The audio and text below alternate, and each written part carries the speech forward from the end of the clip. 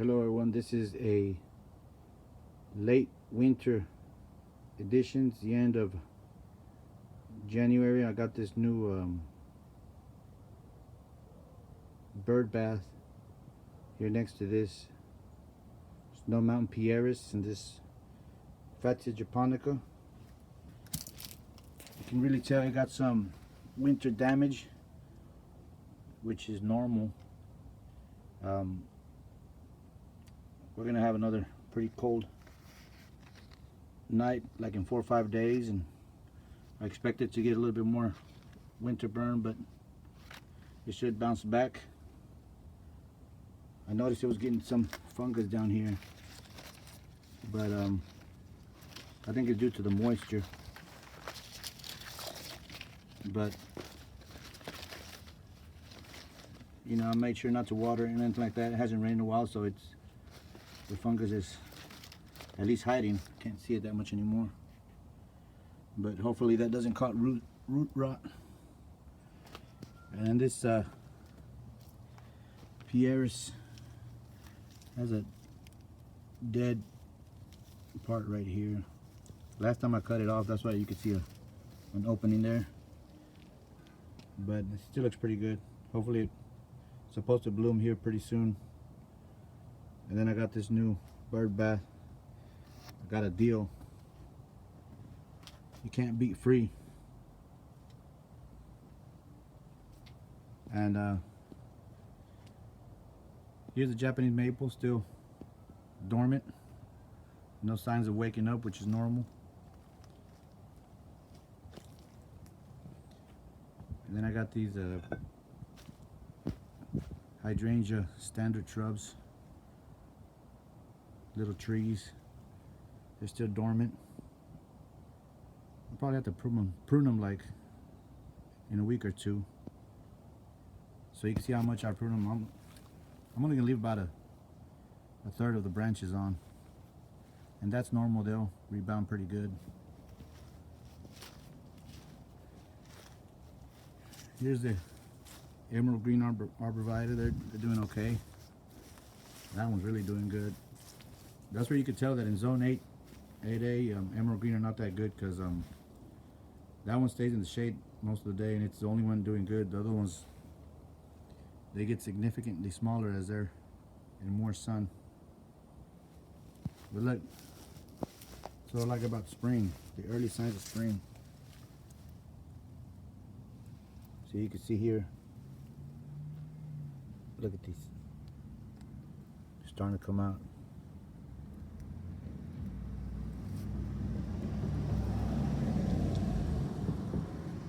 Narcissus. I like tulips, but they're kind of hard to deal with. They're kind of flimsy. So these narcissus are much more hardy, and they're the first sign of spring. I think you should always have something like this. That way you could, you know what to expect.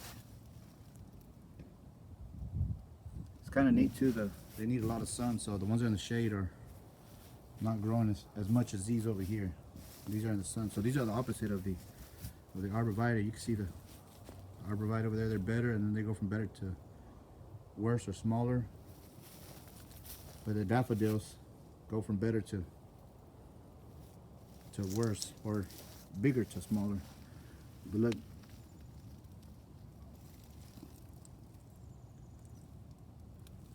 I planted these about 3 months ago. Those have been here for a year and they're still growing. So it's kind of nice to have early spring bloomers.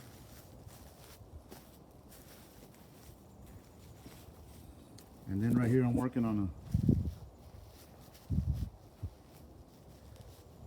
extending the flower bed. It's a good time to work on your flower beds, marking them, getting them sharp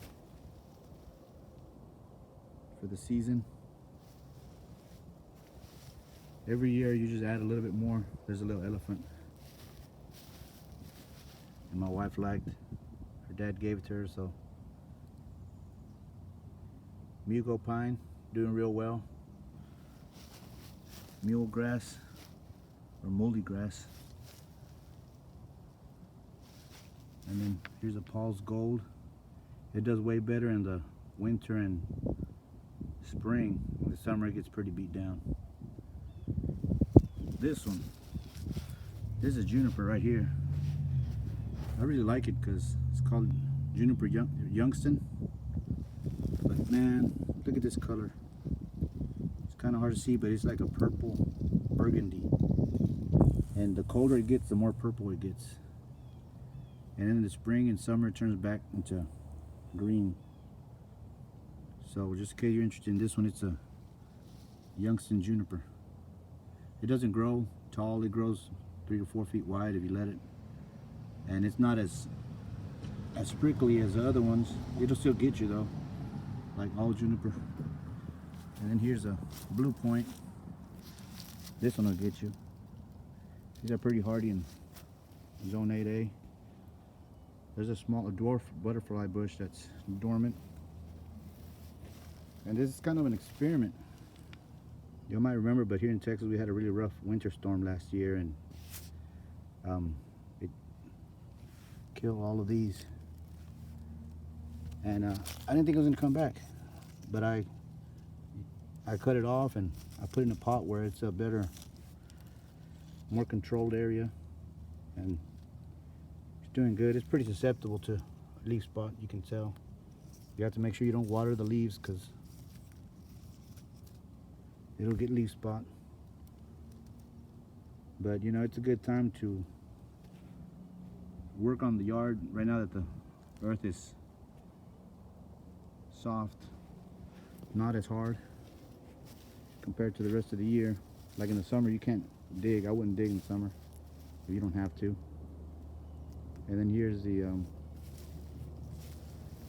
conifer corner king right there, the blue Atlas cedar. I know I talked about it before. I consider it the best tree I have. It's real nice.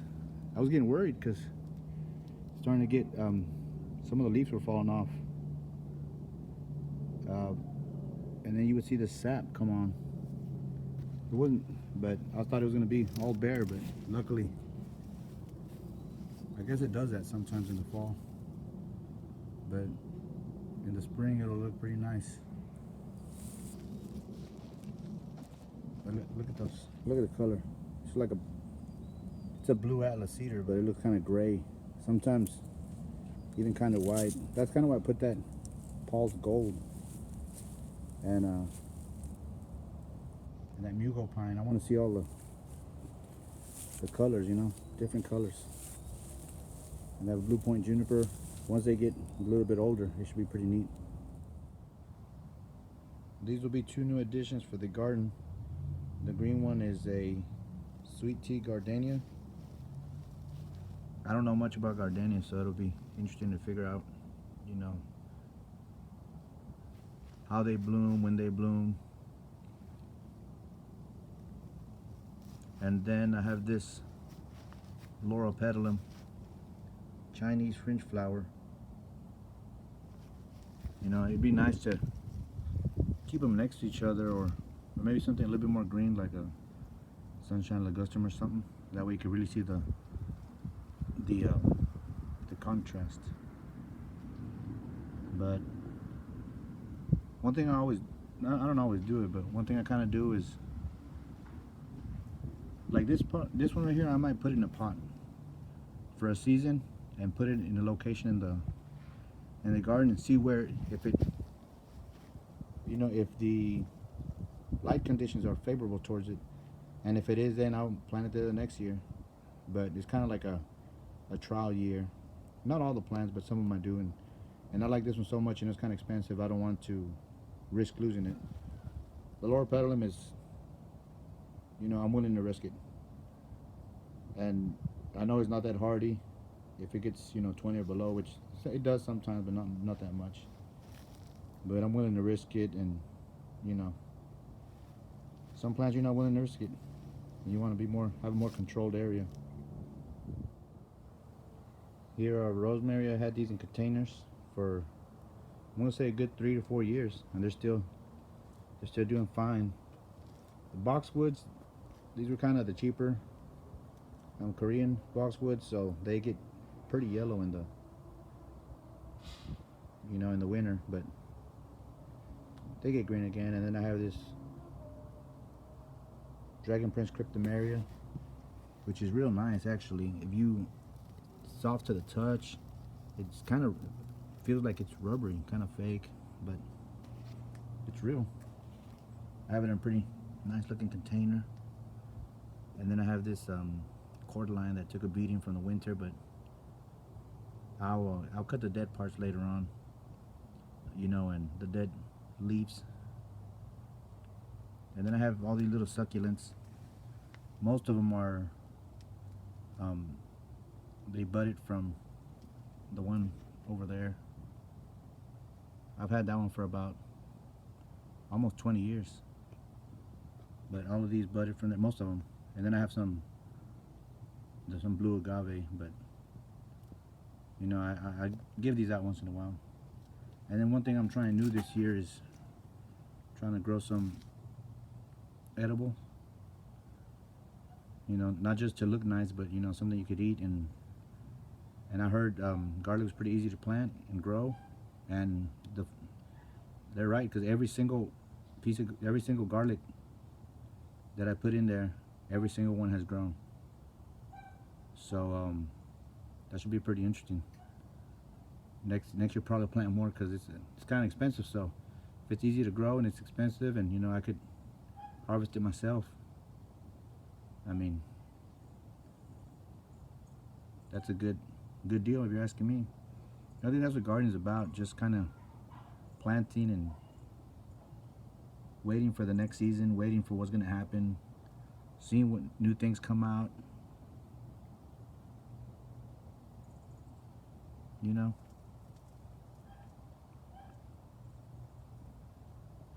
That's a Hollywood hibiscus. I think that one might have bit the dust, or it might be deciduous. It didn't say, so we'll see. Anyway, Botanical Real. Until next time.